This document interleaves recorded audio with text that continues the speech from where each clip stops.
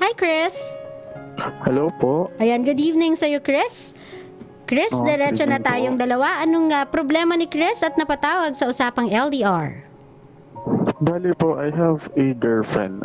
Bali, 3 months na kami. Mhm. We are on a long distance relationship. Okay, nasa si girlfriend?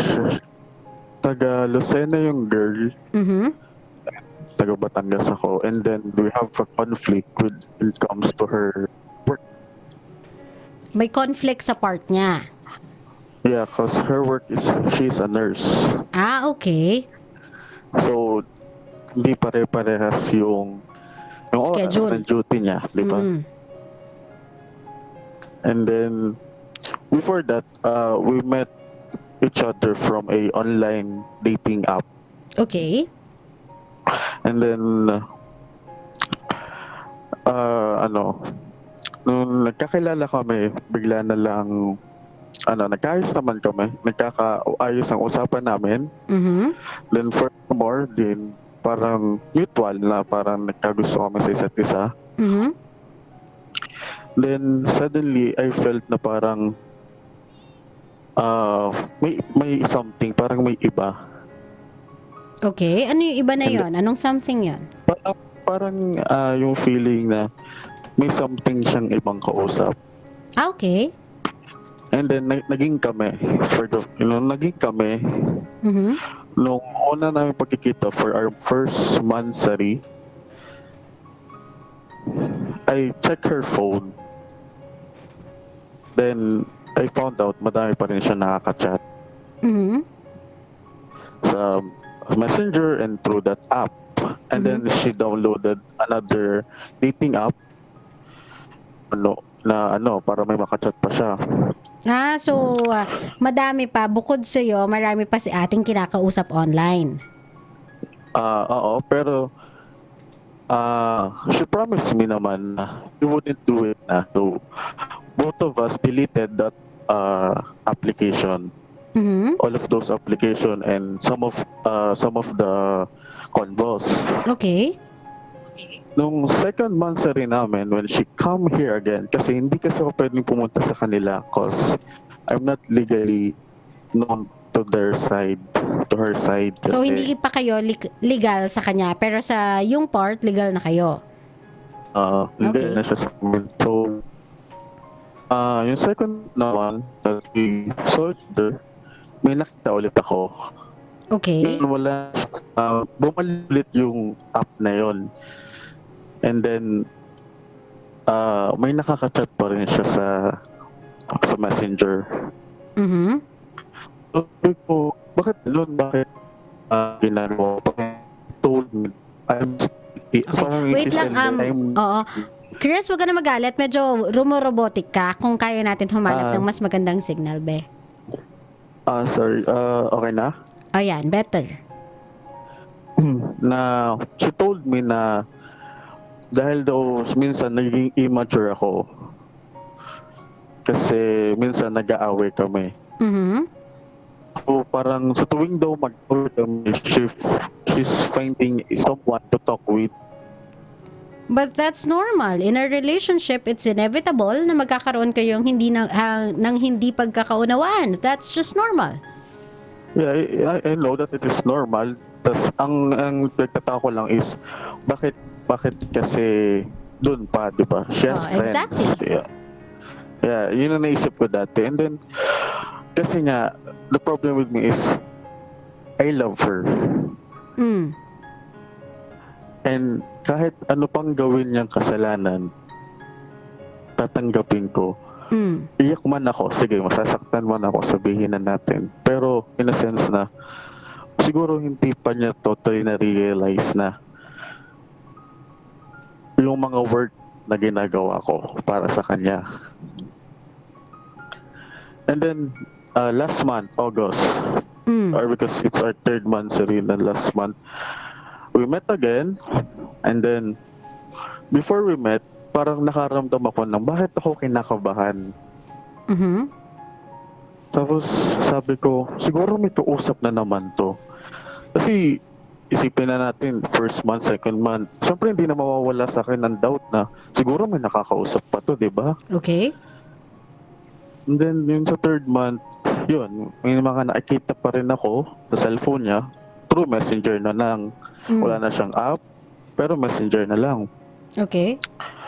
Then, I burstly cried in front of her saying, bakit pa? Why do you still doing that? You already promised me na you wouldn't do it, you wouldn't. That? Then she just saying that she's sorry. Okay. So basically, parang you are trying to beg her not to do it again or not to chat with anyone else na since you already talked about it, sinettle nyo na amongst yourselves na hindi niya na uulitin yung pakikipag-chat sa iba. It's like a bad habit ni ate na inuulit-ulit niya pa, tinutuloy-tuloy niya pa even if napag-usapan nyo na. And then yung araw na yon, then nung magkahiwalay na kami dahil kailangan na niyang bumalik kasi may work na ulit siya. Doon kami nagkausap pero through chat na lang kasi wala na kami time para mag-usap na magkasama. Na doon lang niya na-realize daw yung work ko. Then I suddenly felt na in the past 2 months na pinaramdam ko lahat, all the effort I did for her.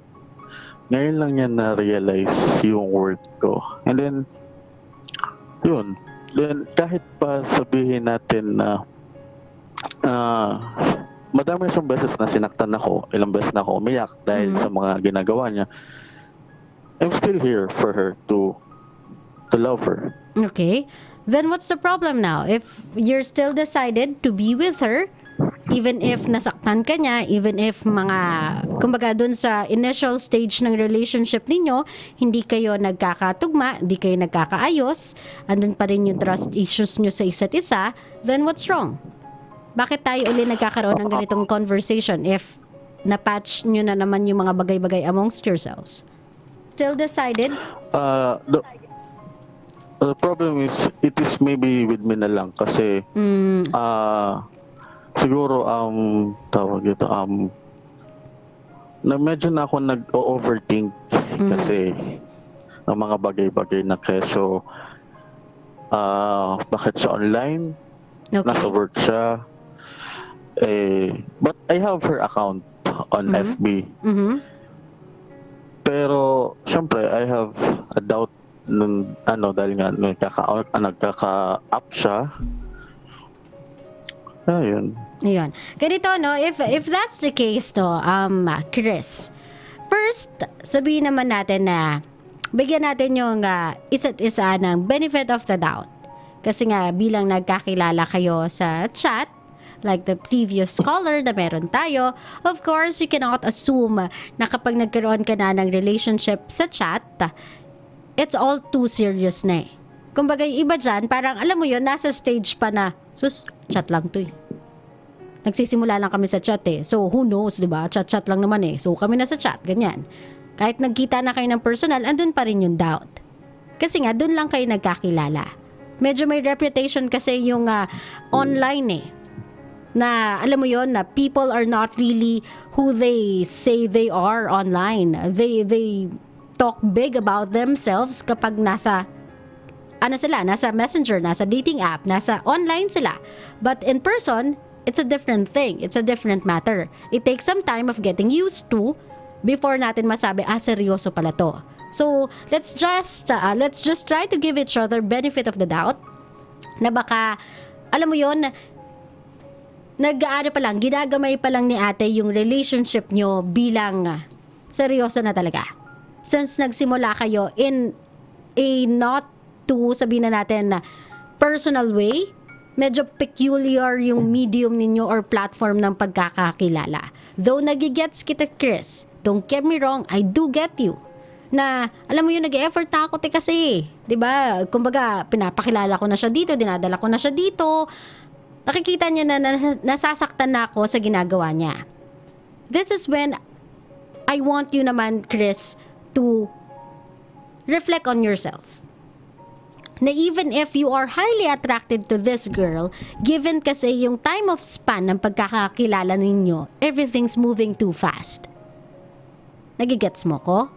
Sabi ko nga sa inyo, medyo peculiar yung mga pinanggalingan ninyo.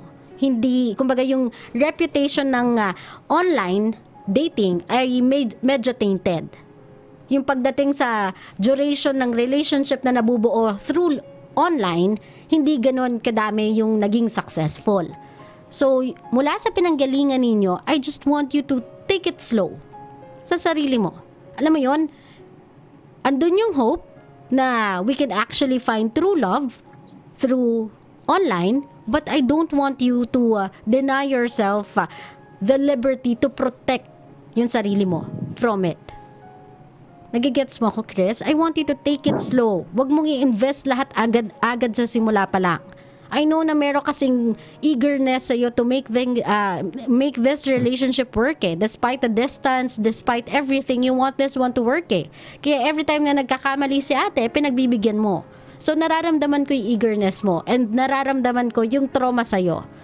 That's why even if andun yung want, andun yung eagerness to continue this relationship, meron ka pa ding doubt. At mahirap yan tanggalin. But this one takes time, Chris. It's a process. Removing yung stigma sa kanya na gagawa uli siya ng kalokohan, removing the history na ginawa niya sa relationship ninyo, sa start ng relationship ninyo, will take time. I want you now na naiintindihan niya na at sinabi niyang na-realize ko na your worth, na-realize niya na this is not just a game type of relationship. This is a serious one. Ngayong na-realize na, nagsisink in na sa kanya, Chris, finally, after nung simula ng relationship niyo na this is something more. Ngayong nagsisink in na siya sa kanya, Chris, I want you to magnify na lang. Muna, just for the time being, sa magandang characteristics ng relationship ninyong dalawa. That despite the distance, you still manage to see each other. That despite yung time differences ninyo, you still manage to talk to each other, and when you do, you can make each other feel happy. I-magnify mo muna yun sa utak mo. Doon ka muna mag-focus. Hindi muna ako magfo-focus sa kung ano yung ginawa mo sa akin sa past. Hindi muna ako magfo-focus na naka-online ka pa, pero hindi pa tayo magkausap. Hindi muna ako titingin doon. Ang titignan ko muna, just because I'm giving you your last chance, maybe your last chance in our relationship. Kasi kakasabi mo lang sa akin na nare-realize mo na yung worth ko eh. Bibigyan kita ng pagkakataon na panghawakan yung worth kong yan. By magnifying not on the faults you've made, not on the mistakes na nagawa mo, but for the things I like and love about you. Gets mo ko? Yes po. Doon muna tayo mag-magnify, Chris. Yun muna tignan natin. Let's look at the positive things in your relationship. Tignan muna natin yung magaganda about you and him, or you and her rather. Tignan muna natin yung reason to be happy na kayong dalawa ay together. Yun muna yung pagtuunan natin ng pansin. Kumbaga, Chris, from this moment forward, I want you to think about why you have been holding on for so long. What's making you stay? So tell me, Chris, what's making you stay? Ano yung dahilan kung bakit even after all that she did, andyan ka pa din? What makes you stay? The reason is, I think, parang I decided kasi before na to commit a suicide. Okay. And then the reason why I download that app para lang may makausap. And then she's the only one who replied to all of my chat. And then after that, siya yung nakapagpapigil sa akin to do it. Kumbaga, I'm thinking na God gave this girl to me para itigil ko yon, and then to show me na meron magkikare sa akin na babae. Okay. At, kaya yun, and I think that it is also, di ko naman siguro destiny kasi yung father niya na dito sa Batangas, and then her sister is studying here also in Batangas. Parang feeling ko siguro God gave this girl to me for a purpose. Yes, yun.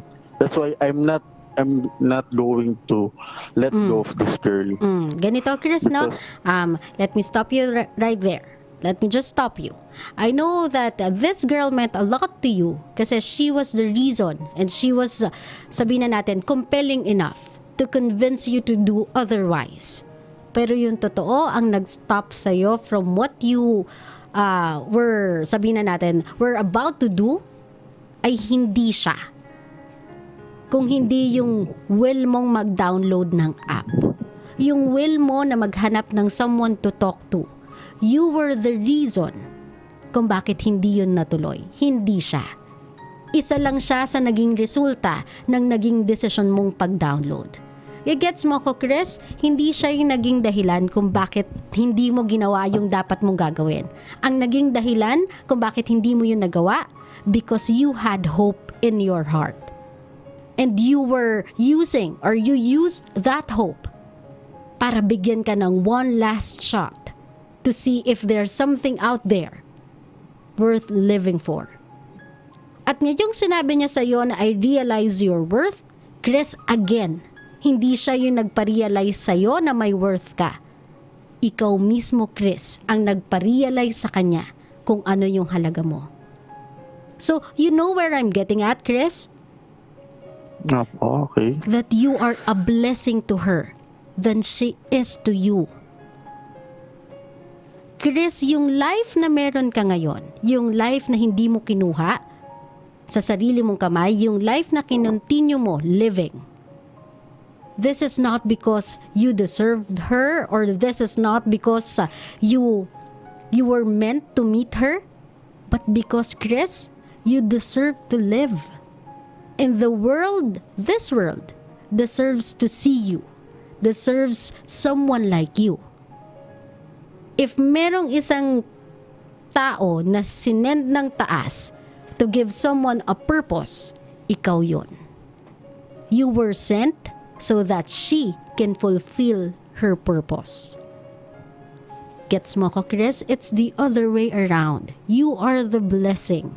And I want you to see that. The reason why I want you to see that is, Chris, because I want you to value yourself more than you value anyone else.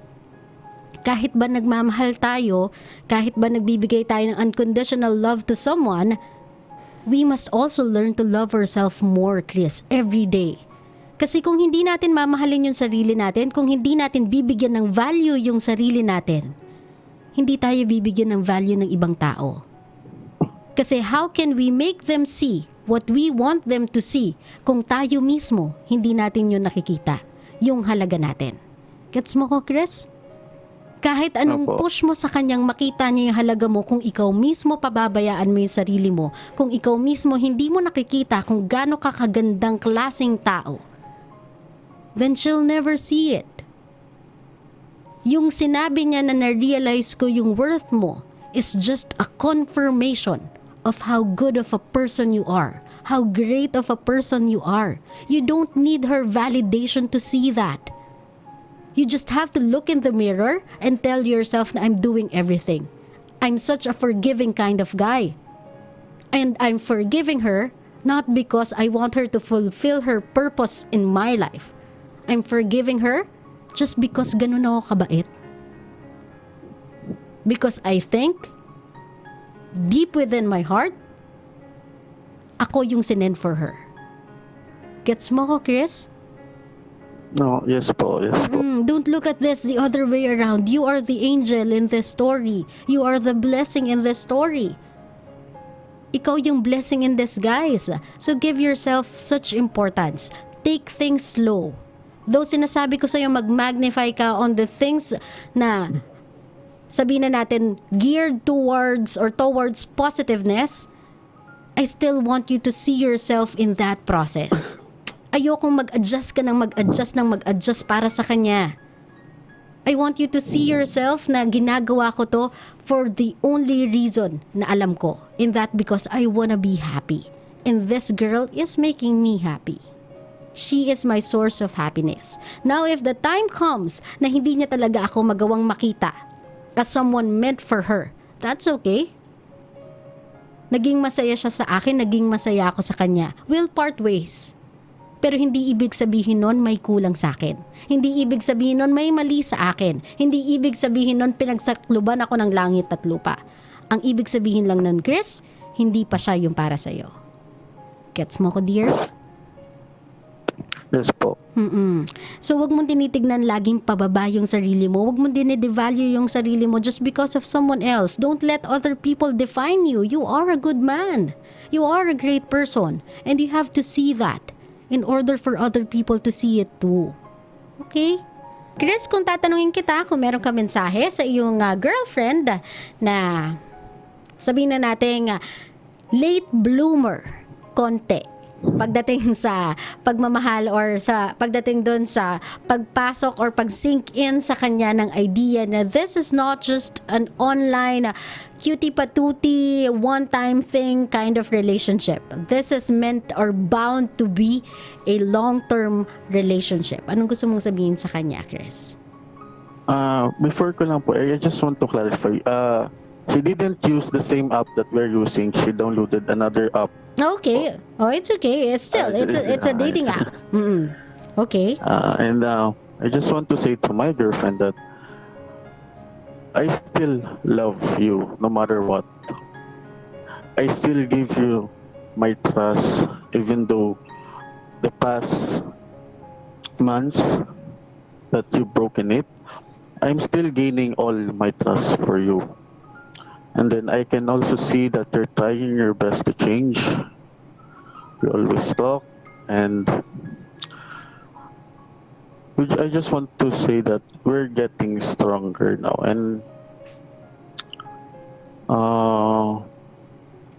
just take care, and I wish that there will be no toxic on your work, and I will always be here for you, and I love you.